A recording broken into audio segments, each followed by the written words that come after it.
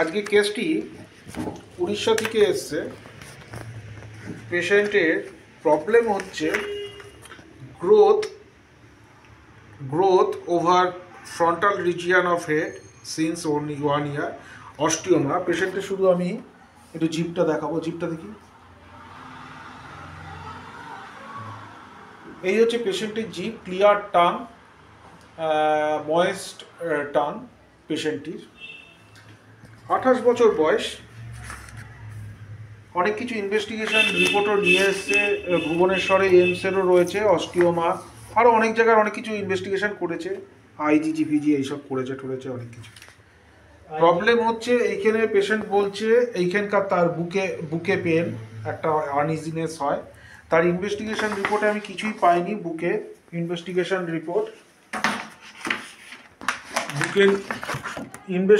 রিপোর্টে আমি কিছুই পাইনি পেশেন্টের, তেমন কিছুই নেই। তবে এইখানে মনে হচ্ছিল আমার একটা ট্রমা রয়েছে।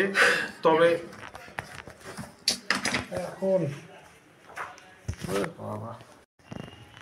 সুতরাং পেশেন্টটির যে আমি কেস হিস্ট্রি পেয়েছি, অ্যাকচুয়ালি পেশেন্টটি নিয়ে এসছে হচ্ছে অস্টিওমা, আর হচ্ছে এই যে একটা বুকে একটা pain, consolation ameliorate, sympathy for others, weeping disposition, time passes too slowly, company desire, irritable, perspiration, triple class.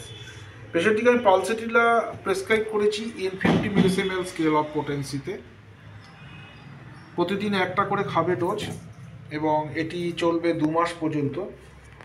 Pass হিস্ট্রির মধ্যে আমি তেমন কিছুই পাইনি। পেয়েছি লাম্বাগো, ওর মায়ের রয়েছে অস্টিওআর্থ্রাইটিস, থাইরয়েড আর ব্রেন টিউমার। কার মামার না কার ছিল? মামা ব্রেন টিউমার। এই পেয়েছি। পালসেটিলা একটি সাইকোটিক ড্রাগ।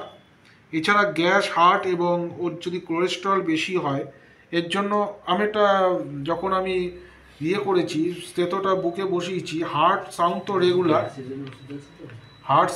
রেগুলার, কিন্তু তার প্রেশারটা একটু আমি বেশি দেখতে পাচ্ছি। হার্ট সাউন্ড রেগুলার, কিন্তু তার মধ্যে একটা ছোট্ট আমি মারমার দেখতে আমি সাউন্ড পেয়েছি, তাই আমি লিখে দিয়েছি।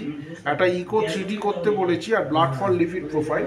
তারপর যেমন মানে প্রয়োজন তেমন তারা ব্যবস্থা নেবে।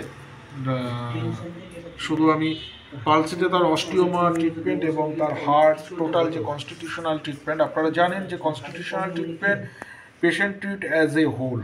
সুতরাং পুরোটুকুই আমি সম্পূর্ণ অ্যাজ এ হোলই তার ট্রিটমেন্ট করছি। অনেক আশা নিয়ে উড়িষ্যা থেকে পেশেন্টটি আমার কাছে এসছে এখানে। ওকে, থ্যাংক ইউ ভেরি মাচ।